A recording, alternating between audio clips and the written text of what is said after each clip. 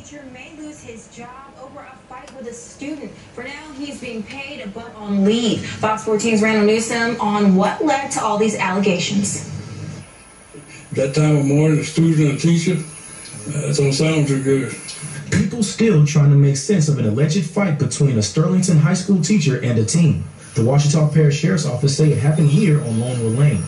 After deputies spoke with witnesses, they arrested 38-year-old Jack David Good, an agricultural science teacher and coach at Sterlington High. A resident tells us that he and his wife woke up out of their sleep when they heard a loud argument going on right outside this new subdivision across the street.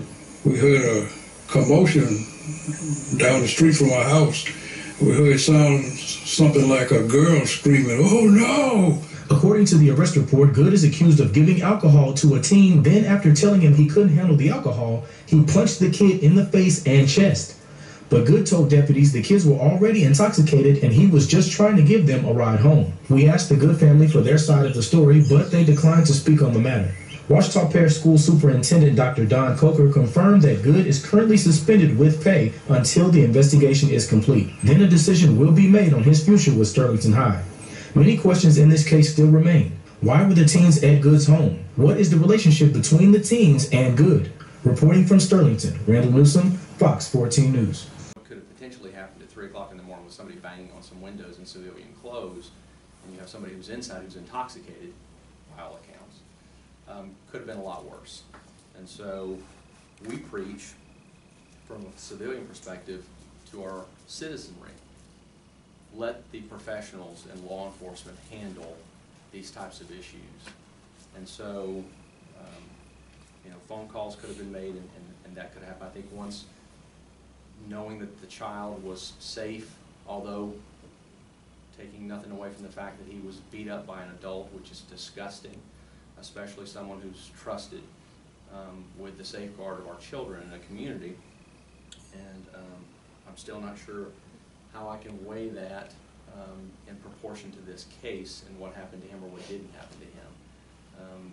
But one of the things that I'll be looking to do from this body is to issue a letter to the school board and saying how incensed we are about their particular actions. But or lack thereof. And then, I regret we don't have authority over others other than the trooper in this case. I wish we had authority over what could happen or should happen or would happen to the coach. In this case, it's reprehensible to me what has happened, that he is still coaching our young people, and it's a shame in my view. And I will join wholeheartedly in a resolution to write to the school board and question how that could be. Sure. As Mr. Crawford and I spoke about, and he spoke about just now, I would very much like this commission to draft some type of document to go to the school board and with Mr. Burns' constant attendance, make sure that the press gets it so that we can get some light on the fact that this coach behaved in this manner, did these things. We sat here today listening to this testimony that as a father and as a citizen of the state, I'm appalled by, as we all are. And this man gets $300 fine and he's back to coaching after the impact of that man's family. This is beyond ridiculous. So whatever this commission can do to draft and put it forward, I would beg of my fellow commissioners. second. Thank you. I think we can do that by, we don't need a roll call on that. All in favor? Aye. Unanimously, aye. During the investigation and arrest of this guy, Good. All of that testimony deals with something that is undisputed. We don't dispute it. The coach beat up Chandler Jones. There's no question about it. He pled guilty to simple battery last summer and was fined, and so the facts of all of that are absolutely undisputed. We'll stipulate to that. This little boy didn't just get beat up. He got choked, he got punched in the face, he got threatened with, "I'm going to kill you." And he was forced to drink vodka until he puked by a school teacher. Interesting that Mr. Good isn't here. The real crime was Mr. Good. and he got away with a $300 fine and an $894. IA didn't question the independent witness who was on the scene, but took the words of not only the deputies who were eyewitnesses, but the chief deputy up here who wasn't an eyewitness, who characterized everything and accused this man of things he didn't do. What did he tell you? He told me that Kelly had just called him and told him that Chandler just got his butt kicked by his coach, Coach Gooden. And Chandler's phone wasn't working, and she didn't think he was going to call, but the coach had come to the house where all the kids were and were threatening the kids and made Callie scared at the same time. And so she called her dad, which was also a deputy, and he knew how to get in touch with me, so he called me. And he was trying to get a hold of my kid, couldn't get a hold of Chandler. And I said, call my wife, let her know what was going on, and it went from there. What's your neighbor's name? O'Brien Dupree. Okay. Did you then at some point go try to find Chandler? We went and tried to find Chandler. Yeah. Whose vehicle were you in? My vehicle, Who was driving? his wife, my neighbor's wife, Why? because I had been drinking earlier that day. How much did you have to drink? So 8 to 10 beers in 6 or 7 hours. In a 6 or 7 hour time frame. Now this is now 1 o'clock in the morning. I hadn't drank anything in 3 hours. That's right. He tells him that he tells me that he brings out his AR-10 rifle, passes it around, starts to kids. John tells me that the coach is drunk already whenever he gets him. So he goes in the house, gets his AR-10 rifle, passes it around. Funny, he's got in this bar, and every time that their hands touch the bar, that he hit them with a stick. Then they run out of beer. Coach Goo goes in, grabs Tito's vodka, and starts daring him to drink it, and starts calling him a pussy. If you don't drink this, you big pussy, you big pussy. Kept on calling him the name. And finally, Chandler's like, give me the vodka. Chose the vodka, immediately starts throwing up. Runs outside, starts throwing up, and he starts hammering on him more. You big pussy, you can't handle your vodka. You can't, and just keeps on. And Chandler finally turns, what I understand, Chandler says something back to him, and the coach tells him that he's gonna whoop his ass like I've never whooped his ass before, and punches him in the face. I already knew I was a policeman. I got you. As in saying, you know who I am. I didn't ask him if he knows who I am. I mean, he knew who I was before. Why would you ask him that if you didn't want to be sure he knew you were a policeman? Well, because my son was at his house, and if I found out that my son was drinking, and he just beat the piss out of my son, I mean, he wouldn't think that I would be want to press charges about that or upset about that. I believe you told Internal Affairs that you said to Good, I will drop all charges now if you want to go out in the field and handle this like a man, or put your hands on a real man, or words to that effect. Isn't that true? Yes. Did you raise your voice? Yeah, I raised my voice when I asked him the final time that he put his hand on my kid. And did you use any profanity? The last time I did. What did you say? The last time, I asked him 3 times, did you put your hand on my kid? He wouldn't answer me, wouldn't look at me. I asked him that 3 times, and the last time I said, did you put your hands on my fucking kid? And at that time, the deputy put him in handcuffs and walked off, and I walked off. Now, say to him, did you put your fucking hands on my kid? Now, he's just been told on one hand you have the right to remain silent. Now you got another policeman saying, did you put your hands on my fucking kid? Would that explain maybe why Good didn't say anything to you? No, I wasn't there as a police officer. I wasn't wearing any police attire. But he knew you were a policeman. He did know I was a police. All right. What am I supposed to do about this? I can't ask the question because I'm a police officer? Let me ask the questions, okay? Why would you want him to know that you were a state trooper? He already knew I was. I understand that, but why would you want to reinforce that? Well, I just told him, you know who I am and what I do for a living. I mean, you invited my son over to your house to drink alcohol, and then you beat his ass, knowing that I am a trooper. What did you mean when you said to him, I will drop all charges if you go out in the field with me and let's settle this like men, or put your hands on a real man, or words to that effect? What did you mean when you said that? I really don't know. I was agitated at the time, and don't know what I would have done if he would have said, okay. I wouldn't have done anything. I mean, the deputies wouldn't allow me to do anything anyway. Do you know of your own knowledge whether or not the deputies who were at that scene received any disciplinary action for their handling of it? Yes. Do you know that Deputy Cromwell did not get any discipline? He just got a verbal? Well, I heard he got a letter of counseling is what I was told. Exactly. Everybody else was demoted, correct? Captain on the ship was demoted, who was not there at the scene. That's correct. And Sergeant Button got demoted, who was on the scene, that was an off-duty at the time. But I don't know why. I was never informed of the reasons why. I understand. But you do know that they were demoted? Yes. Did you not send him another text message with a screenshot of his testimony to State Police Internal Affairs and ask him, is that what you told Internal Affairs? Yes.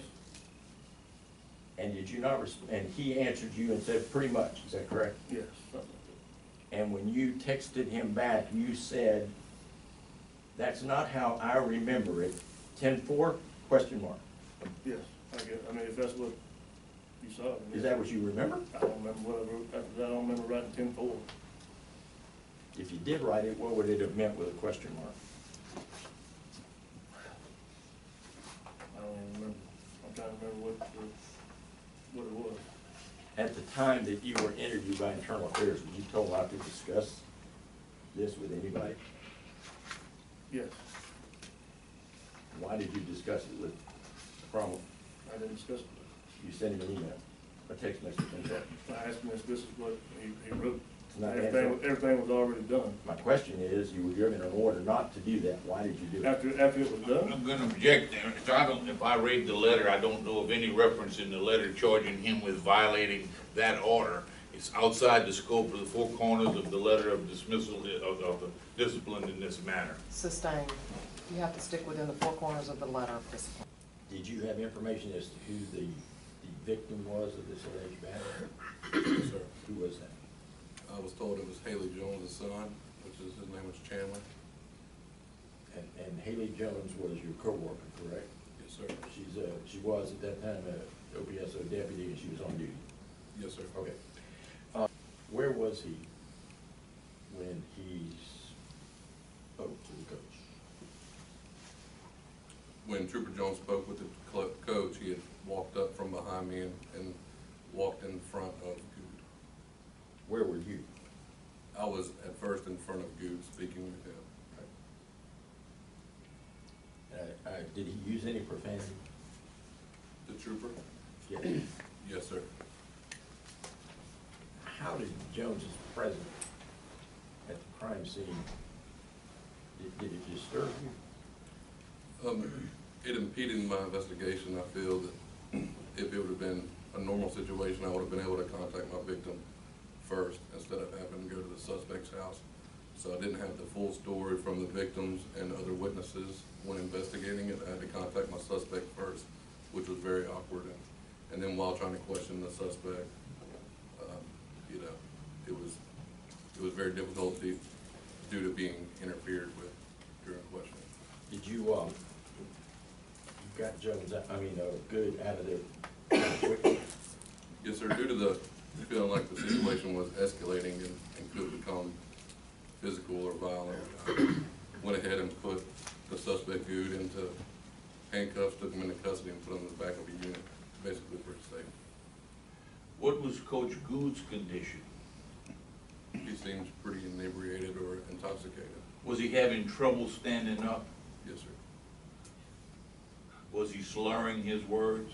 Yes, sir. Was any question in your mind that he was highly intoxicated? No, sir. You had some information that Good had beat up Chandler Jones, right? Yes, sir. Did you see Chandler Jones that night? Yes, sir. Did he have apparent bruises and contusions? Yes, sir. Would you describe where? I saw red marks and early bruising on his face, neck, and chest areas. Did you learn that there was more than one altercation precipitated by Mr. Good? One at Good's house, where he invited those kids over there to drink, right? Yes, sir.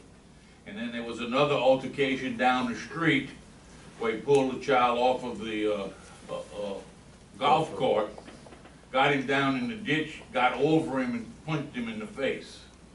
Yes, sir. I arrested him for that as well. Did you also arrest him for threatening to kill the child? Yes, sir. How long you been a deputy? 12 years.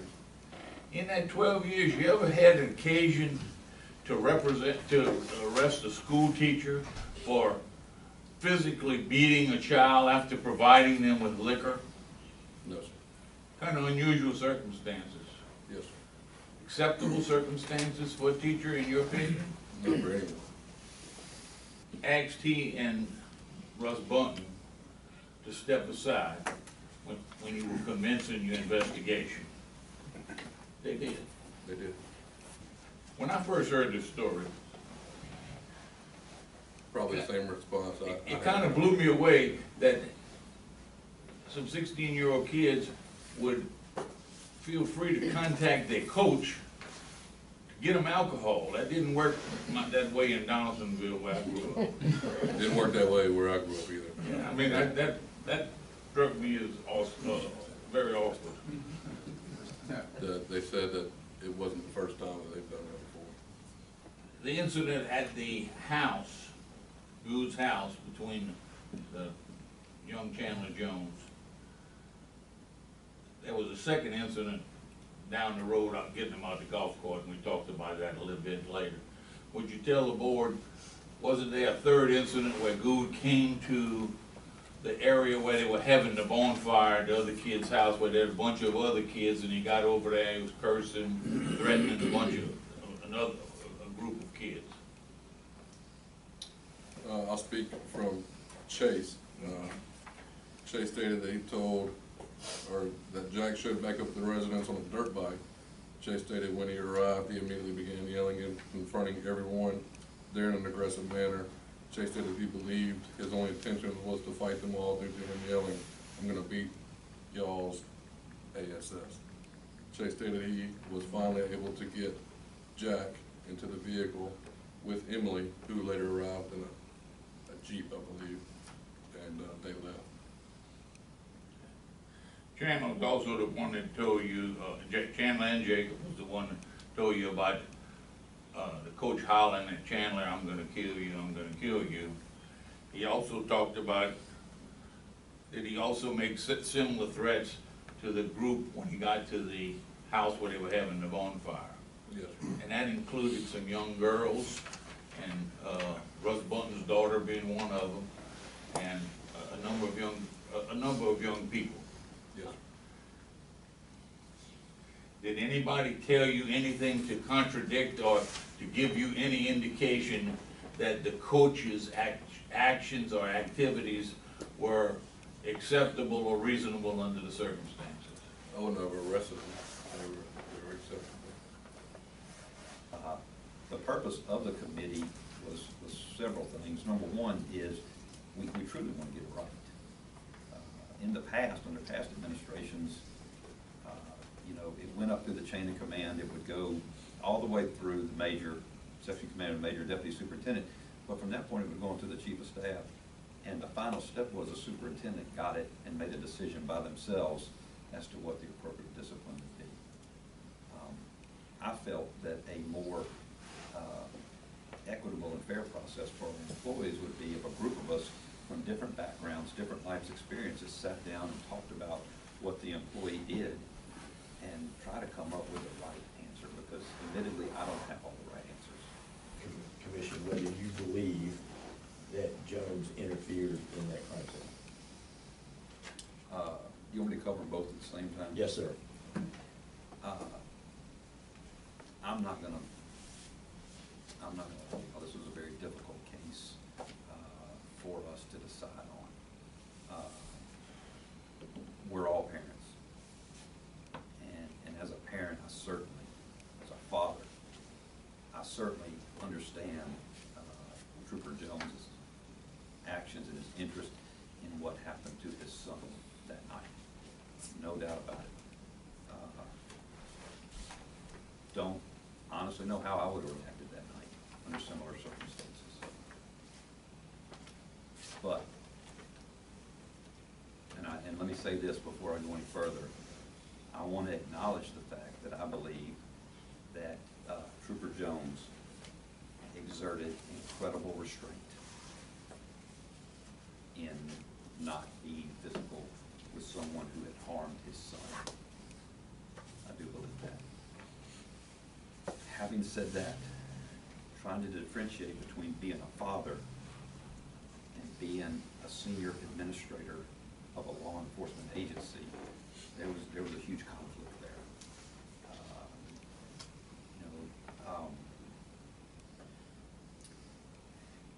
When Trooper Jones found out about his son, and then from that time that he contacted his son and the time that he showed up at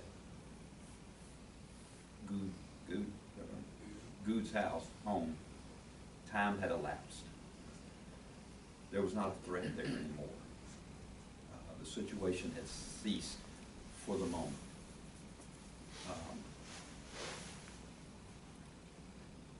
We as law enforcement officers sometimes forget that when our family members or us are involved in a situation, that we have to step back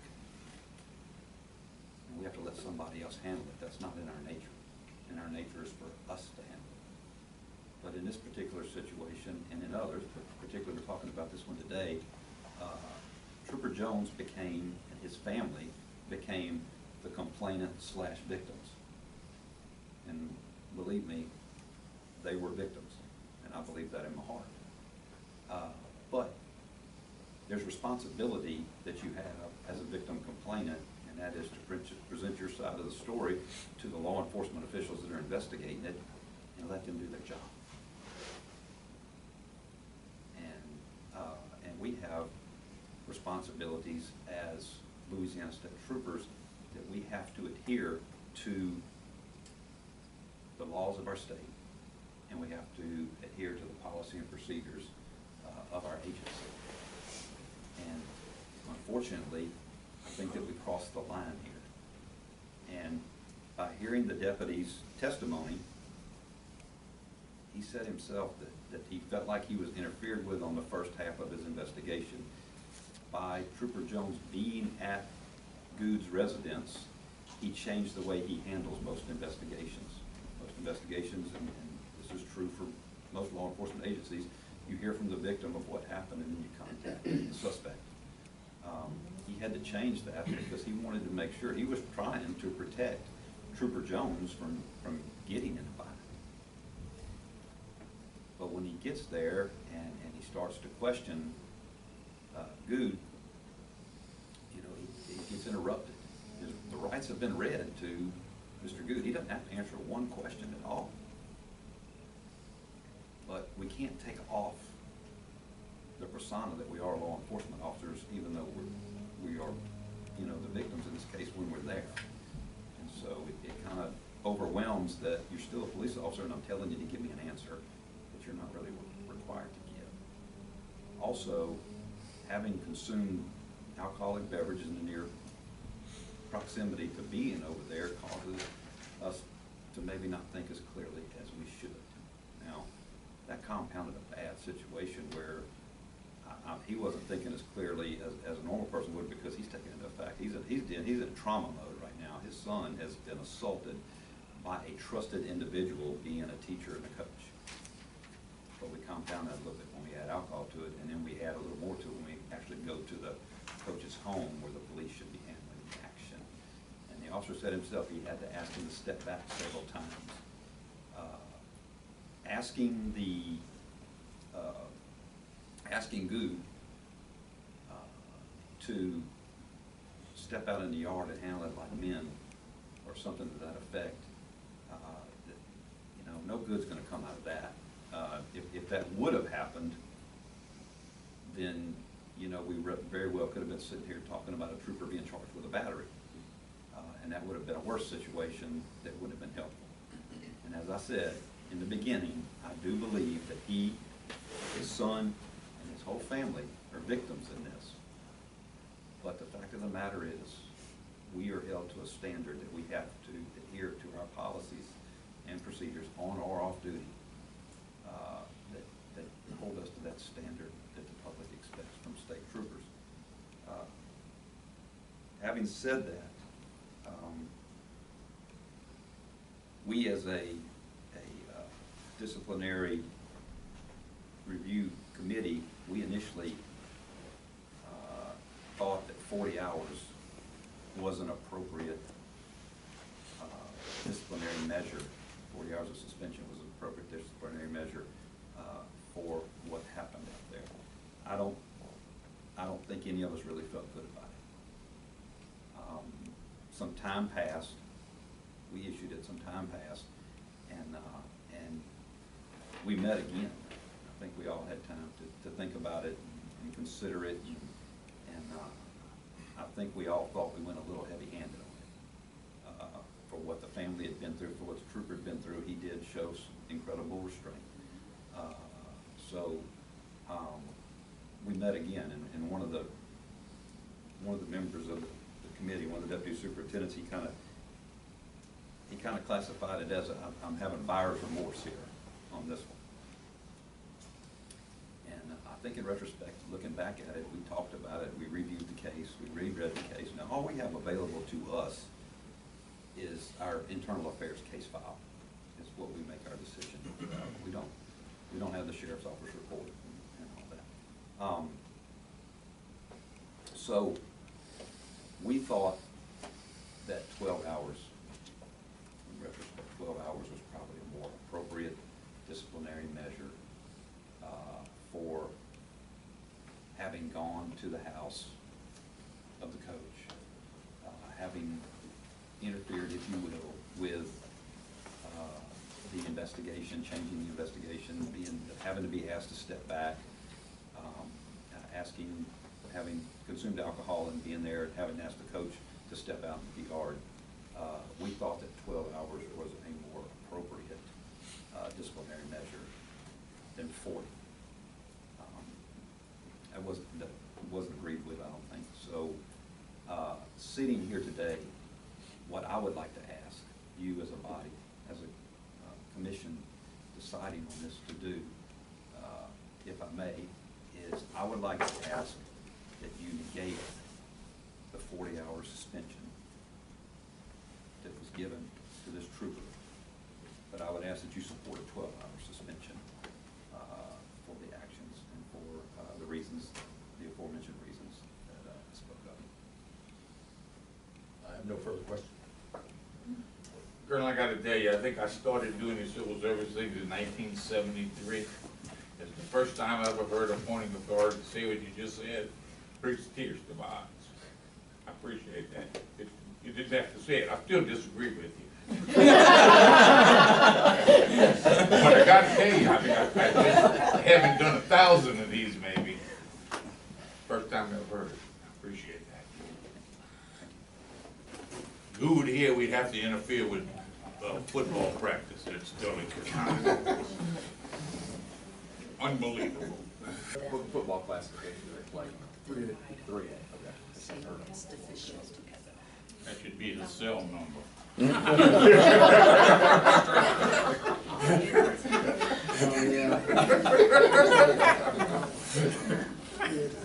What are your name? Chandler Jones. How old were you when this incident happened at Good's house? 16. Had you ever been to Good's house before? Yes, sir. Had you been over there drinking before? No, sir. What had you been in his house doing? Running errands for him during class. And he would give you these instructions to go do things for him at his house during class? Yes, sir. In addition to providing you with beer, he provided other minors with beer there at his house? Yes, sir.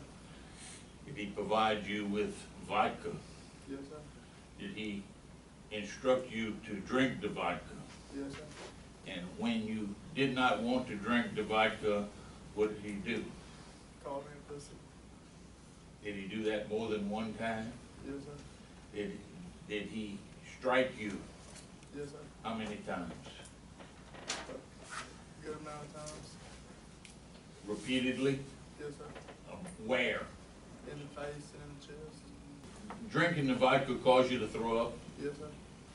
I want you to tell him in your own words what happened as y'all left to go from his house back to the party. What happened? He told me to get on the golf cart, and I said no, and he told me to get on, that nothing's gonna happen. And we went, and then he started yelling at me about how I'd never been beaten before. And so I stopped, he stopped the golf cart, and he said he's about to give me a beating. And he kind of jumped to my back and threw me to the ground, got on top of him, started swinging, saying how he's gonna beat me like his father beat him, and about how I'm a pussy and how I've never been beaten like he had before. And then I just repeated on, and then that's whenever Chase came and got him off of me. Did he threaten you in any fashion? Yes, sir. He said he's gonna kill me numerous times. Were you afraid, Shannon? Yes, sir. Folks, what happened when, after that? I rode with Chase. We went back to the bonfire, and I told everybody what happened. And then Callie Bunton called her dad, who knows my dad, so they came. And then, before that, Goog came. His wife came looking for him because he took off on his dirt bike, and she was looking for him and everything. He came out of the field on his dirt bike and came up and started yelling at everybody, saying how he's about to beat the crap out of everybody there, and how he don't care how old we are. And then two of my buddies got him back and was holding him down in the truck. And then my other buddy, Trevor, they were holding him back, and they were about to just yelling at each other. And then they got him in and shut the door, and his wife drove off. So he didn't just threaten you that day, he threatened all the kids at the party? Yes, sir. Did you explain that to your dad, when your dad came to look for you? Yes, sir. Father turned and looked at me, put his hands up like this. And So then, he told us what he might have meant, or what he thought. How did you take the signals that he gave you, how did you interpret them? if you want to talk to him, this is no time. And you restrained yourself from talking to him before then? Yes. I want to go a little bit further back in time, because I know your captain got told that you were beating on the windows and beating on the doors. Did you do any of that? No, sir. If Good would have wanted to fight, would you have fought with him? No. I was run off at the head at the time. I don't. Yeah, I was. As a matter of fact, wasn't he just kind of like a bumbling idiot on the ground, couldn't stand up? Pretty much, yeah. It was. You wouldn't have had too much trouble taking care of him, would you? No. Did you do anything physical, sir? No, sir. Did you talk to your captain? Did you tell your captain what happened? Yes, sir. What did he tell you? He said, did you put your hands on him? No, sir. Was you wearing police clothing? No, sir. Did you identify yourself as a police officer? No, sir.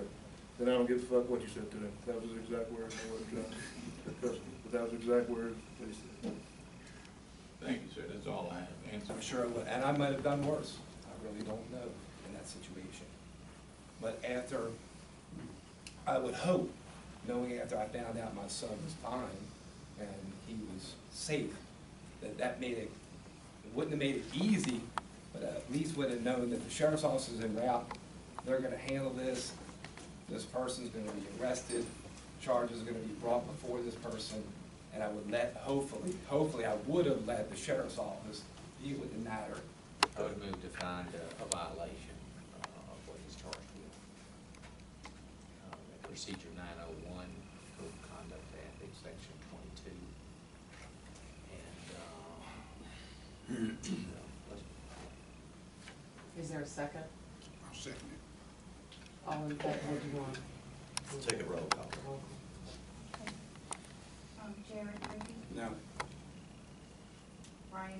Yes. Harold Perry. Jeffrey Foss. Yes. Leonard Knapp. Yes. And Eula Simeon. Yes. Rescind the imposed discipline. Okay. Jared Ricky. Yes. Can I get an understanding of what we're voting for? Just to Rescind? We divided, right now, just to rescind it. rescind. Yes. Okay. Ryan Crawford. Yes. Harold Perry. Yes. Jeffrey Foss. Leonard Knapp. Yes. Eula Simeon. Yes. Now I'd like to make a motion to issue the letter of reprimand. Is for a letter of reprimand. Jared Ricky. Yes. Ryan Crawford. No. Harold Perry. Yes. Jeffrey Foss. No. Leonard Knapp. No. Eula Simeon. No. I would make Discipline. I would make a motion that we recommend that we adopt a 12-hour suspension. I second the motion. Any discussion?